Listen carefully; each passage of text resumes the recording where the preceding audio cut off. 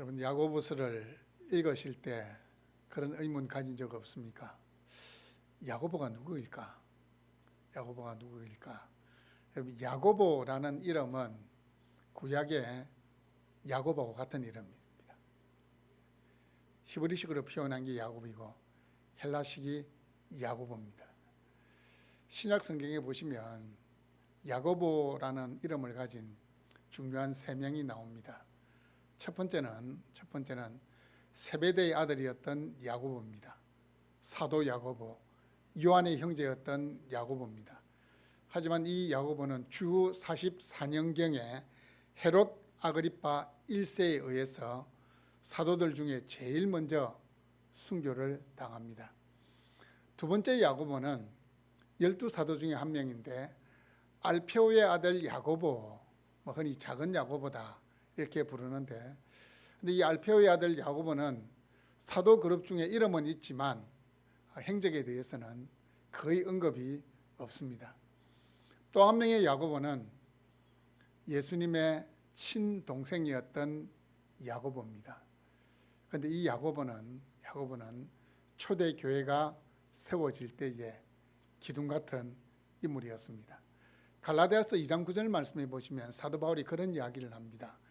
예루살렘 교회의 기둥같이 여기는 인물이 베드로, 요한, 야고보를 언급하고 있습니다. 그래서 많은 학자들은 이 야고보서를 기록한 사람은 예수님의 동생이었던 야고보가 유력할 것이다, 그렇게 이야기를 합니다. 사도행전 15장 13절에서 21절 말씀을 보시면 사도 바울이 전도 여행을 마치고 예루살렘으로 돌아왔을 때에 이렇게 보고를 합니다. 그때 이제 이방인들 중에서 할례의 문제로 여러 가지 문제로 이제 이렇게 논란이 있을 때에 처음으로 예루살렘에서 공회가 모임, 지금으로 이야기하면 우리 고신교단을 이야기하면 총회가 모이는 겁니다. 중요한 사안을 결정을 해야 되기 때문에 그때 처음으로 모인 예루살렘 총회에서 이렇게 의장 역할을 한 사람이 바로 예수님의 동생이었던 야고보입니다. 결정된 사항을 야고보가 선포합니다. 그러므로 내 의견에는 이방인 중에서 하나님께 돌아오는 자들을 괴롭게 하지 말고 다만 우상에 들어온 것과 음행과 목매어 죽인 것과 피를 멀리하라고 편지하는 것이 옳으니. 여러분 어떤 회의에서 마지막으로 결정사항을 언급하는 사람이 누굽니까? 회장이 그러죠. 회장이.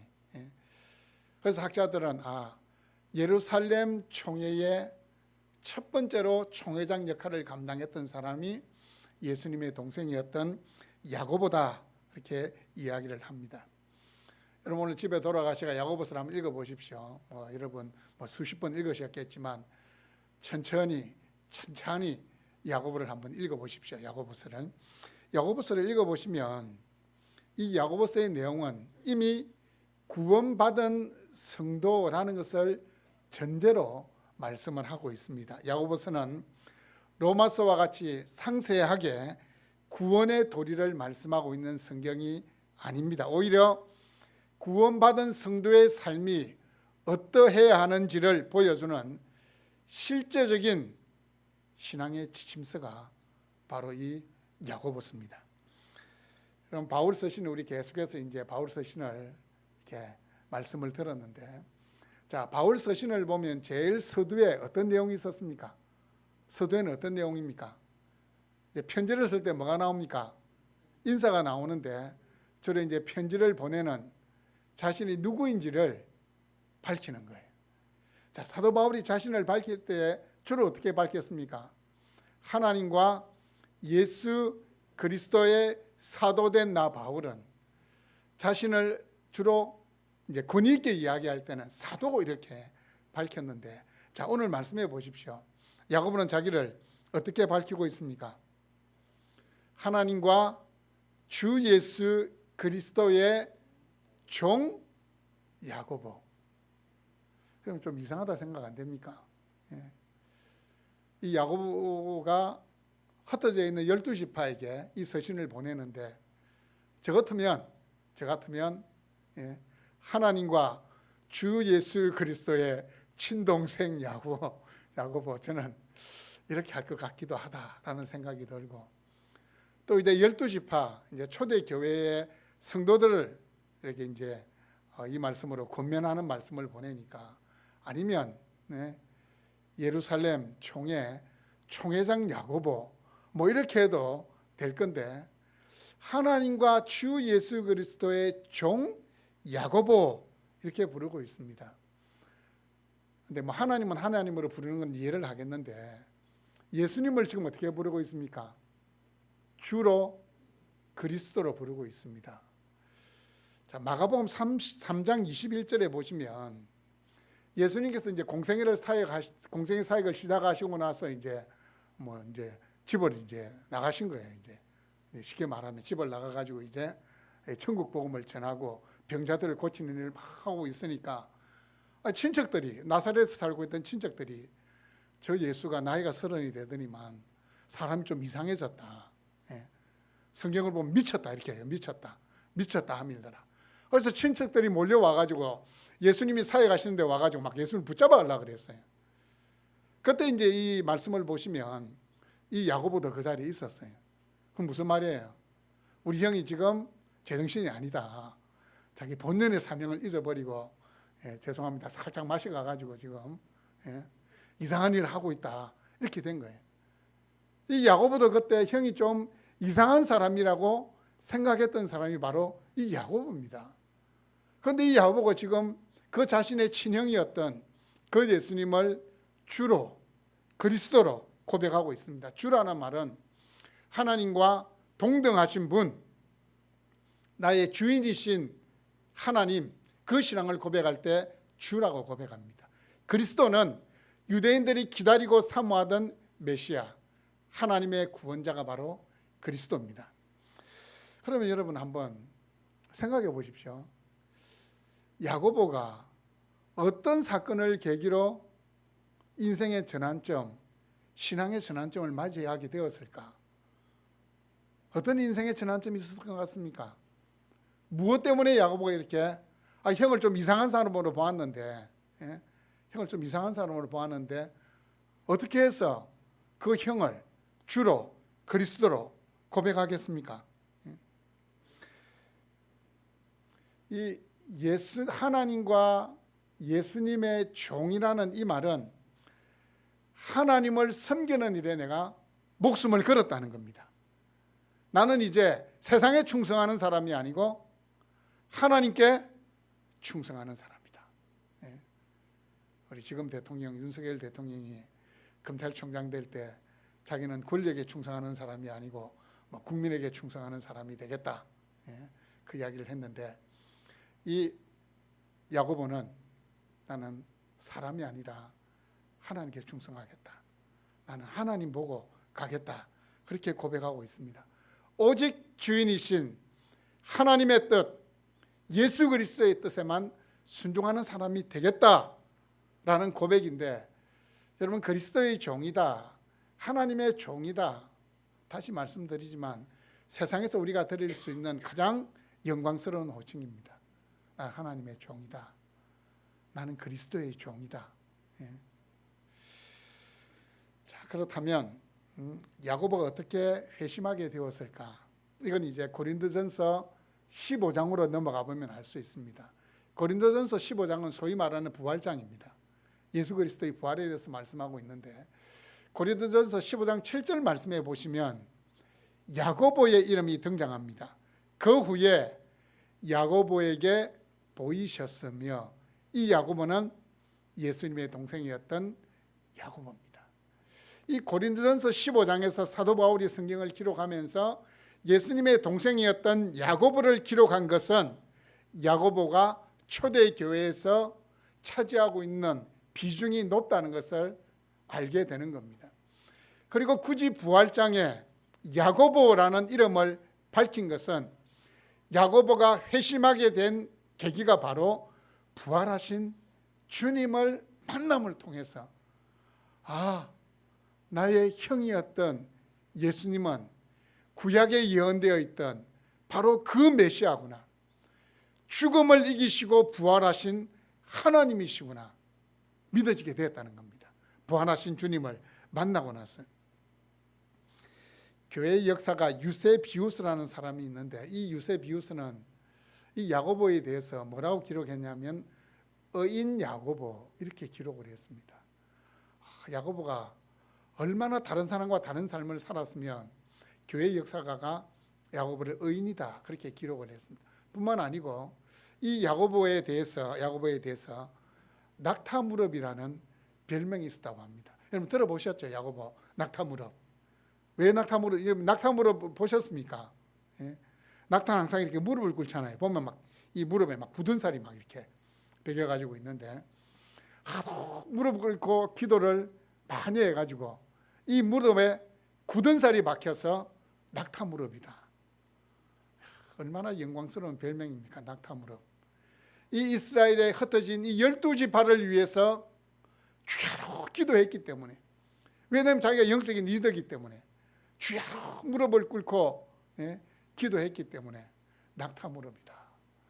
저도 여러분을 위해서 무릎 꿇고 기도해야 되는데, 제가 나이는 얼마 안 되는데 무릎이 안 좋아가지고 무릎을 잘 이렇게 꿇지를 못합니다. 무릎은 못 꿇어도 저기 의자에 앉아서 열심히 기도하고 있습니다. 여러분 구약에 보시면 야곱이라는 사람이 등장하는데, 이 야곱이 이 언약 역사, 구원 역사에 있어서 진짜 중요한 역할을 합니다. 야곱에게는 아들이 몇 명 있습니까? 12명의 아들이 있습니다. 그 12명의 아들이 어떻게 됩니까? 이스라엘의 12지파를 이루는 기초가 됩니다. 출발이 됩니다. 이 10이라는 숫자는 이 유대인들에게 있어서 완전수고, 12지파이라면 이스라엘 전체를 이야기하는 겁니다. 요한계시록에 보더라도 구원받은 수를 상징적으로 이야기할 때 12지파가 언급이 되고 있습니다.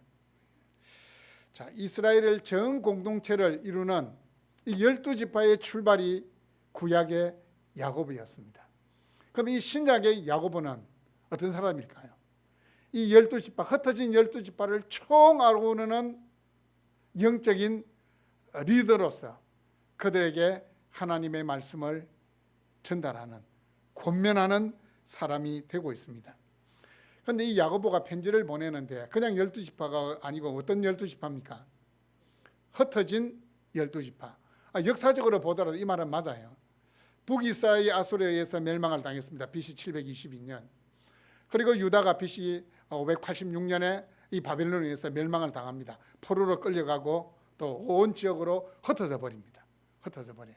그래서 로마 제국이 이루어졌을 때에 유대인들이 이 로마 제국 이 산하에 다 흩어져 살고 있는 거예요.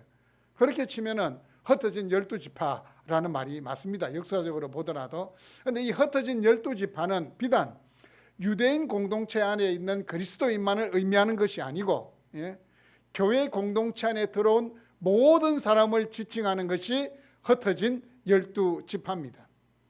궁극적인 의미에서는 저와 여러분도 이 흩어진 12지파에 소속이 된다는 겁니다. 흩어진 12지파를 다른 말로 하면 교회라는 말로 바꿀 수가 있습니다. 교회라는 말로 바꿀 수 있습니다. 교회는 시대, 인종, 국가를 초월한 모든 하나님의 백성들의 총수, 보이지 않는 교회에 우리는 다 들어 있습니다. 이 땅에서 하나님의 백성으로 살아가는 우리 모두를 향하여 야고보는 다음과 같이 권면합니다. 2절을 보십시오. 내 형제들아, 너희가 여러 가지 시험을 만나거든 온전히 기쁘게 여기라. 제가 이 말씀을 딱 보는데 이 말씀이 좀 앞뒤가 맞지 않다. 아니 어떻게 시험과 기쁨이라는 단어가 같이 올 수 있습니까? 자, 여러분 학창시절에 시험 보는 게 중간고사, 기말고사 즐거웠습니까? 혹시 저는 학창시절 중간고사, 기말고사 너무 즐거웠습니다. 이런 분 있습니까? 그 시험 치는 것도 별거 즐겁지 않아요. 그런데 저는 고등학교 다닐 때 시험이 좀 즐겁긴 했습니다. 왜 그런 줄 아십니까? 제가 이렇게 전교 1등하고 이래서 즐거웠던 게 아니고, 시험 기간만 되면 이제 4시간 시험 치잖아요. 4시간 시험 치고 일찍 집에 가는 거예요. 야간 자율학습 없이. 너무 좋더라고요, 그때. 그래서 저는 고등학교 때 시험 기간만 기다렸습니다. 중간고사, 기말고사만 기다렸어요. 좀 일찍 마치니까. 그런데 여기서 말하는 시험이라는 게 이 공부를 테스트하는 시험이 아니잖아요. 우리가 당하는 이 땅에서 시련과 유혹을 총망라하는 것, 총 포함하는 것이 바로 여기서 말하는 시험입니다. 시험. 악한 생각이나 나쁜 동기에 의해서 유혹받는 것도 시험이고 뿐만 아니고 환난과 핍박을 받는 것도 시험입니다.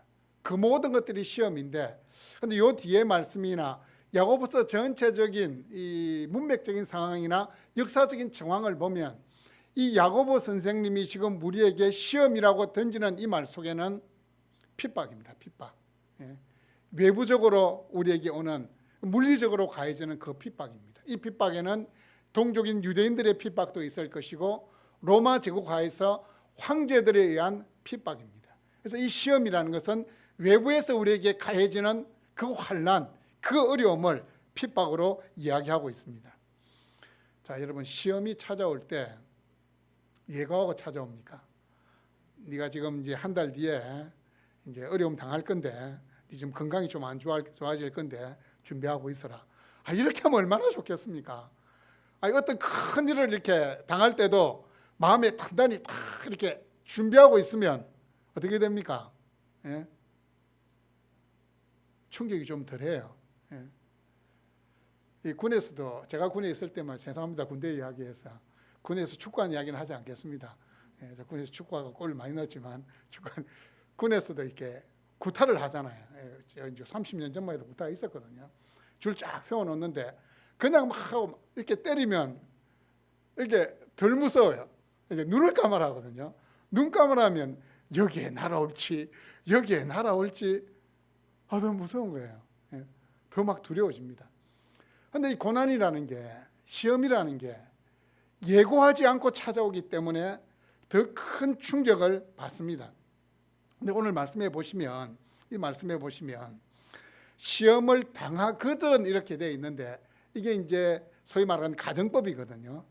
근데 우리가 생각할 때는 당할 수도 있고 안 당할 수도 있다, 그게 아니에요. 성경에서 가정법으로 뭐뭐 하거든 이렇게 이야기하는 건 반드시 그렇게 된다는 것을 기정사실로 하고 하시는 말씀이에요. 그럼 무슨 말씀입니까? 우리가 이 땅에 살아가면서 환난이나 핍박을 당한다는 겁니까? 안 당한다는 겁니까?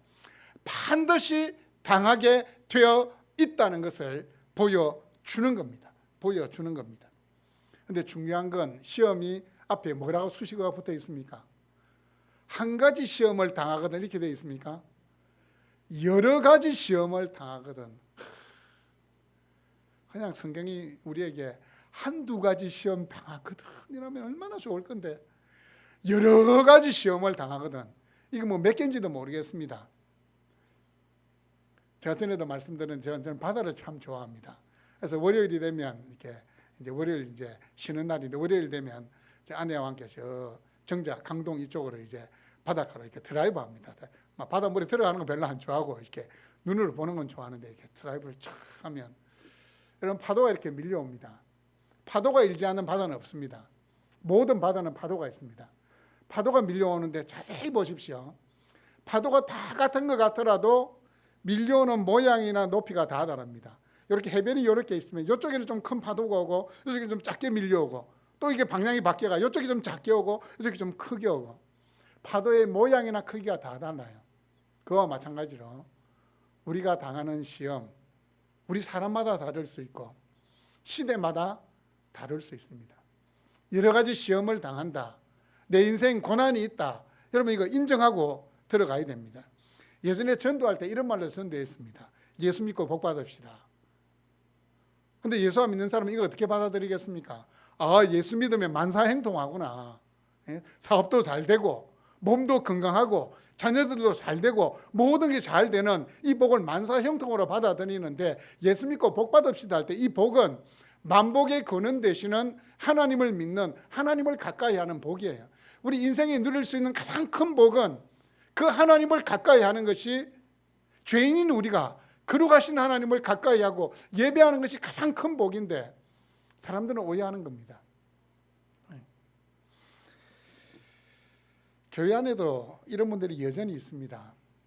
나는 예배도 잘 드리고 나는 봉사도 열심히 하고 나는 헌금 생활도 잘했는데 왜 하나님 나에게 이런 고난을 주실까요? 야고보서 1장 말씀에서 말씀하고 있거든요. 여러 가지 시험을 당하거든. 당한다는 거예요. 누구든지 당한다는 거예요. 여러분, 집집마다 고민거리 없는 집이 있을 것 같습니까? 예수 믿는 집 가정에 기도 제목 없는 가정이 있을 것 같습니까? 예? 다 있어요. 저도 있습니다. 기도 제목 다 있습니다. 예? 하나님 다 기도 제목 주시는 거예요. 모르겠습니다, 목사님. 우리 가정에는 기도 제목 없습니다. 우리 가정에는 고민거리 없습니다. 이렇게 말씀하시는 분이 있을지 모르겠지만 여러분, 제가 누누이 강조하잖아요. 하나님의 백성으로 이 세상을 살아가는 자체가 뭐예요? 고난이에요. 예? 거룩한 하나님의 백성이 죄악이 관영한 이 세상을 살아가는 것 자체가 힘든 일이 되어야 신앙생활 바로 하고 있는 겁니다. 여러분, 말씀대로 사는 게 쉽습니까? 말씀대로 안 사는 게 쉬운 거죠. 말씀대로 사는 건 힘든 겁니다. 말씀대로 살면 더 잘 안 될 수도 있습니다. 그런데 평안합니다. 기도 제목 없습니다. 고민 없습니다. 그건 뭐예요? 삶에 있어서 영적인 고민 안 한다는 거예요. 그냥 다 살아온 대로 그냥 자신의 세속적인 가치관을 따라서 그냥 살아간다는 거예요. 고민이 없죠. 말씀대로 살면 고민이 될 수밖에 없어요. 선택의 순간에도 고민이 될 수밖에 없어요. 예전에 살아왔던 그 방식을 따를 것인가? 하나님이 말씀하시는 대로 새로운 선택을 할 것인가? 그렇게 될 수밖에 없다는 거예요. 그렇다면 여러분, 또 이런 의문을 가져야 돼요. 그럼 예수 믿는데도 세상 사람들이 당하는 고난 다 당하고 시험 다 당하고 핍박 다 당하고 말씀으로 사는 게 더 힘들면 뭐하러 예수 믿습니까? 뭐 때문에 내가 믿음 생활을 해야 됩니까? 도대체 믿음의 유익이 뭡니까? 이런 생각이 안 듭니까? 이런 생각이 들어야 정상이에요. 믿음의 유익이 무엇인지. 여러분, 믿음의 유익이라는 것은 우리가 믿는다는 것은, 예수 믿는다는 것은 모든 시험을 피해가기 위해서, 그 환난을 내가 비켜가기 위해서 예수 믿는 게 아닙니다. 믿음의 유익이라는 것은 어떤 시련이라도 내가 겪을 수 있다는 것을 인정하고 들어가는 것이 바로 그 현실을 바로 바라볼 수 있게 하는 것이 믿음입니다. 예수 믿으면 반드시 시련을 당한다. 세상에서는 너희가 환난을 당하라. 주님 말씀했어요. 담대하라. 내가 세상을 이겨노라. 세상에서 너희가 환난을 당하나. 그래서 야고보 선생님들이 이야기하잖아요. 내 형제들아, 너희가 여러 가지 시험을 당하거든 반드시 시험을 당하게 된다. 반드시 여러 가지 시험을 당하게 된다. 그것도 시험이 한 가지가 아니고 여러 가지 시험을 당하게 된다. 믿음은 우리가 이 세상에서 시험을 당한다는 것을 기정사실로 받아들이게 합니다. 그냥 받아들이게 하는 거예요. 어떤 일이 일어날 것이라 생각하고 있는데 그 시험이 오는 게 아니고 때로는 예기치 못하게 시험이 찾아오더라도 시험 당하는 건 당연하다.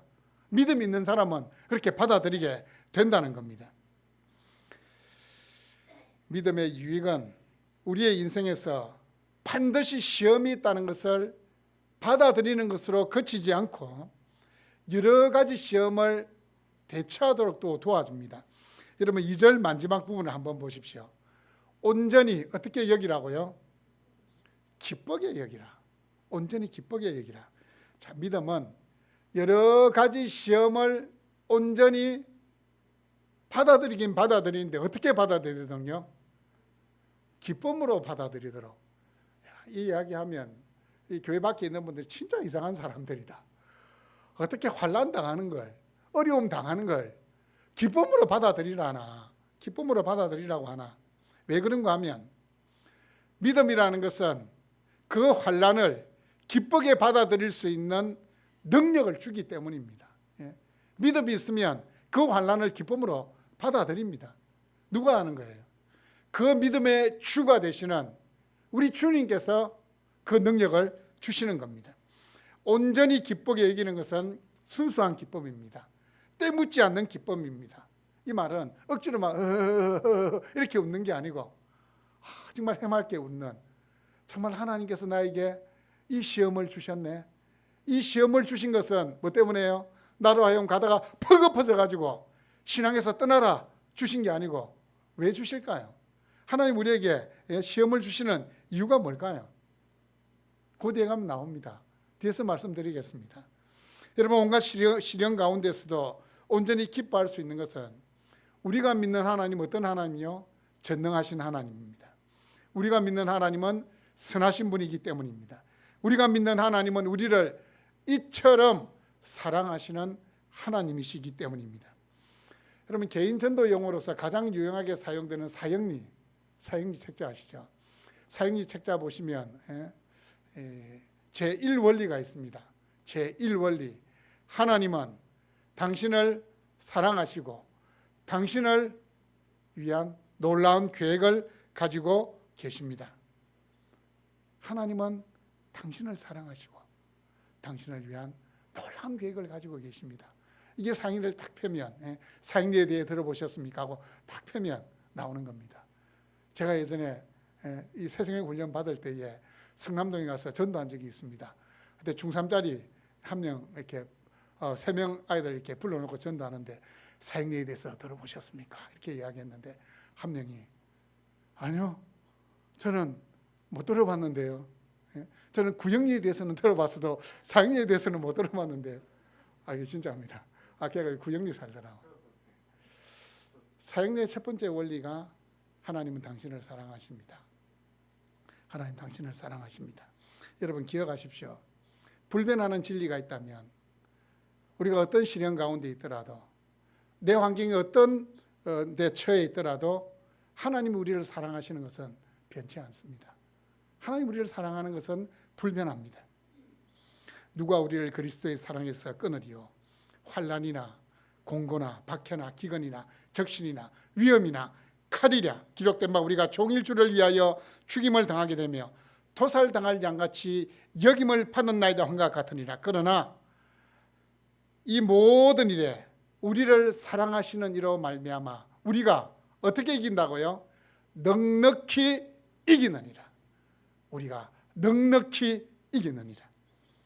여러분, 예수 믿는다는 것은 시련이 전혀 없는 삶을 보장하는 것이 아니고 시련 당하는 것을 기쁘게 받아들일 수 있는 능력을 제공합니다. 여러분 기억하십시오. 천둥 번개가 치고 스콜이 몰려와가지고 막 눈앞이 보이지 않을 정도로 비가 막 쏟아져도 어때요? 그 구름 위에는 뭐가 있습니까? 태양이 있습니다. 잠깐 후면 그 엄청난 비로 젖었던 온 세상을 어떻게 해요? 따뜻한 햇살로 비추어 준다는 사실을, 우리 삶의 시련과 환란이 정신을 차리지 못할 정도로 몰려오더라도 구름 위에 태양이 있듯이 하나님은 여전히 우리를 사랑하고 계십니다. 자기 아들을 아끼지 아니하시고 우리 모든 사람을 위하여 내어 주시니가 어찌 그 아들과 함께 이 모든 것을 우리에게 주시지 아니하겠느냐. 로마서 8장 32절. 제가 정말 좋아하는 말씀 가운데 하나입니다. 자기 아들을 아끼지 아니하고 주신 하나님이 이 모든 것들을 우리에게 주신다는 약속을 주고 계십니다. 믿음이 주는 또 다른 유익은 시험을 바로 이해하도록, 고난을 바로 이해하도록 도와준다는 것입니다. 이 야고보 선생님이 형제들아 이렇게 호칭하고 있습니다. 형제들아. 제가 설명했죠. 형제가 뭐라 그랬습니까? 같은 자궁에서 나온 사람을 형제라 부릅니다. 우리는 육신적인 피는 섞이지 않았지만 예수 그리스도의 보혈로 믿음의 가족이 된 자들입니다. 믿음의 가족이 된 자들입니다. 야고보는 우리 인생길에서 온갖 시험을 만나게 되는 이유를 이렇게 설명합니다. 이는 너희 믿음의 시련이 인내를 만들어내는 줄 너희가 알미라. 인내를 온전히 이루라. 이는 너희를 온전하고 구비하여 조금도 부족함이 없게 하려 함이라. 이 단어를 보는데 한 5, 6년 된 것 같습니다. 성탄절쯤에 KBS에서 다큐멘터리를 보내준 적이 있어요. 그때 그 사람들이 나이가 30대 후반, 40대 초반이었나? 남편과 아내 둘 다 암에 걸렸어요. 근데 그 사람들이 다 크리스천들이에요. 둘 다 암에 걸렸어도 여전히 자신의 삶에 있어서 이렇게 기쁨을 드러내고 있는 그 모습을 KBS 다큐멘터리 그대로 보여줘. 제가 깜짝 놀랐어요. 막 처음 딱 나오는데 욥에 대해서 성경분들이 다다다다다다 욥기 말씀 이렇게 나오면서 그 생생하게 그 암이라는 이 사형 선고를 받았음에도 불구하고 정말 누구보다도 더 밝게 살아가는 의욕 있게 살아가는 그분들의 모습을 보여준 그 다큐멘터리 제목이 암 이렇게 제목이었던 것이 생각이 납니다. 여러분 이 말씀 가운데서 강조되고 있는 게 뭡니까? 뭐가 강조됩니까? 인내라는 것이 강조됩니다. 인내라는 것은 어떤 상황 속에서도 흔들림 없이 자기 자리에 그대로 머물러 있는 게 인내입니다. 뭐가 인내라고요? 어떤 상황 속에서도 요동하지 아니하고 자신이 있어야 될 자리에 그대로 머물러 있는 것이 인내라는 단어의 뜻입니다. 그러면 인내가 이 한 번에 생기겠습니까? 한 번에 생기겠습니까? 안 생깁니다. 제가 이쪽 손에 보면 약간 여기 약간 굳은 살이 있습니다. 제가 이렇게 일하는 사람도 아닌데 왜 굳은 살이 있을까 하니까 제가 이게 운전을 갖다가 제가 이렇게 왼손으로 이쪽 손으로 이렇게 잡고 때로 이렇게 꽉 잡고 이렇게 하면서 제가 이 핸들에 커브를 안 씌워가지고 핸들이 너무 딱딱하더라고요. 그래서 엊그제 핸들 커브를 사서 하나 씌우긴 했는데 이상하다. 테니스 칠 때 라켓 잡는 손은 이 손인데 이 손에는 굳은 살이 없는데 왜 이 손에 굳은 살이 있을까? 굳은 살이 어떻게 생깁니까? 한두 번에서 생기는 게 굳은 살입니까? 아니요. 반복적으로 계속해서 어떤 동작을 취할 때에 굳은 살이 생기는 겁니다. 인내도 굳은 살과 똑같은 겁니다. 인내도 굳은 살과 똑같은 겁니다. 여러분 2000년 전 야고보께서 흩어져 있는 하나님의 백성들을 말씀으로 권면할 때도 성도들은 여러 가지 시험을 당했습니다. 그리고 21세기 대한민국 울산 땅을 살아가는 우리에게도 고난은 있습니다. 모양만 다릅니다. 옷만 바꾸고 입었을 뿐입니다. 하지만 이 시험들은 우리를 좌절시키고 낙담시켜서 믿음에서 떠나게 하려는 것이 목적이 아니라는 사실을 알아야 됩니다. 3절에 보시면 시련 이렇게 표현합니다. 시련. 여러분 시련이라는 단어의 원어적인 의미를 들어보셨을 겁니다. 이 용광로에서 금이나 은을 재련하는데 이 시련이라는 이 용어가 사용되는데, 자 금이나 은을 순도를 높이려고 하면 어떻게 해야 됩니까? 넣었다 뺐다를 계속해서 반복을 해야 불순물이 제거가 됩니다. 24K 누구는 그러대요. 24번 재련한 거다. 맞는지는 모르겠습니다. 제가 들었던 이야기입니다. 어쨌든 이 시련이라는 말은 그런 이야기예요. 불순물을 제거하는 것이 한 번만에 되지 않듯이 시련도 한 번에 거치지 않고 계속해서 찾아옵니다. 이유가 뭘까요? 우리에게 인내라는 아름다운 열매를 맺게 주시려고 뿐만 아니고 이 신앙에도 맷집이 있어야 돼요. 맷집이. 죄송합니다. 이렇게 구타를 많이 당하다 보면 소위 말하는 맷집이 생깁니다. 군에 가서도 한 번 맞는 게 두렵지 그 다음부터는 맞는 거 별로 두렵지 않아요. 때리면 때리려나 맷집이 생겨가지고 신앙에도 그런 맷집이 생겨야 되는 거예요. 여러분 조개가 진주를 어떻게 만들어냅니까? 진주를 어떻게 만들어내요? 어느 날 자기 몸속에 어떤 불순물이 들어와가지고 자기 속살을 막 찌르니까 그 고통을 참아내면서 그걸 감사하다 보니까 어떻게 됩니까? 그게 진주가 되는 거잖아요. 하나님이 우리에게 시험을 주시는 것도 꼭 같은 거예요. 인내라는 아름다운 열매, 신앙의 맷집을 길러주기 위해서 하나님 우리에게 고난을 허락하시는 겁니다. 우리 땅을 그리스도인이라는 이름으로 살아가면서 반드시 여러 가지 시험을 당했고 앞으로도 당하게 될 것입니다. 한순간에 이뤄놓았던 모든 것을 잃어버리는 재물의 시험을 당할 수도 있습니다. 이 세상에 나 혼자 남았다라고 생각될 정도로 이 고독함의 시련을 당할 수 있습니다. 어쩌면 사랑하는 사람을 먼저 떠나보내는 슬픔의 시련을 당할 수도 있습니다. 절친했던 사람에게 배신을 당하게 되는 인간 관계의 시험을 당할 수도 있습니다. 여러 가지 시험이 찾아오지만 그 시험의 목적은 너희로 온전하고 구비하여 조금도 부족함이 없게 하려 함이라라는 이 말씀을 기억할 수 있기를 바랍니다. 인내가 우리를 신앙인격의 성숙으로 인도할 것입니다. 온전하고 구비하여 최상의 완전이고 최고의 성숙이라는 의미입니다. 여러분, 시험은 하나님의 벌이 아닙니다. 고난은 나를 망하게 하려고 파놓은 하나님의 함정이 아닙니다. 시련은 하나님이 나를 버리신 것이 아닙니다.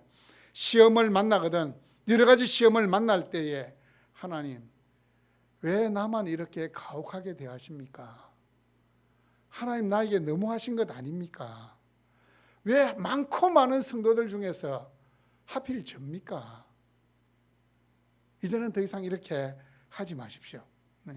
하나님이 나로 하여금 신앙의 성숙한 자가 되게 하려고, 온전한 사람으로 만드시려고 다른 사람이 당하지 않는 이 시련을 나에게 주시는구나. 모든 기쁨으로 기뻐해야 되겠구나. 하나님이 이 시련 끝에 나를 깨끗한 그릇으로 만드시려고 나에게 시련을 주시는구나. 이렇게 받아들여야 됩니다. 또 인내를 온전히 이루라는 이 말은 인내 마라톤을 완주하라, 그 뜻이기도 합니다. 여러분, 지금 당하고 있는 그 고난의 터널이 끝날 때까지 참아내는 것이 인내 마라톤을 완주하는 겁니다. 믿음은 우리가 이 세상을 살면서 여러 가지 시험을 만나게 된다는 사실을 인정하게 합니다. 믿음은 여러 가지 시험을 온전히 기쁘게 여기는 능력을 제공합니다. 믿음은 여러 가지 시험을 통해서 우리가 성숙한 신앙의 인격을 가진 하나님의 사람으로 거듭나게 합니다. 하나님께서 사탄에게 욥에 대하여 하신 말씀으로 설교를 마무리하려고 합니다. 여러분, 하나님이 이 세상에 있는 그 당시에 많은 사람들 중에서 욥에게 누구를 추천했습니까? 사탄에게 누구를 추천했습니까? 욥을 추천한 겁니다. 여호와께서 사탄에게 이르시되 네가 내 종 욥을 주의하여 보았느냐? 하나님이 사탄에게 이렇게 이야기합니다.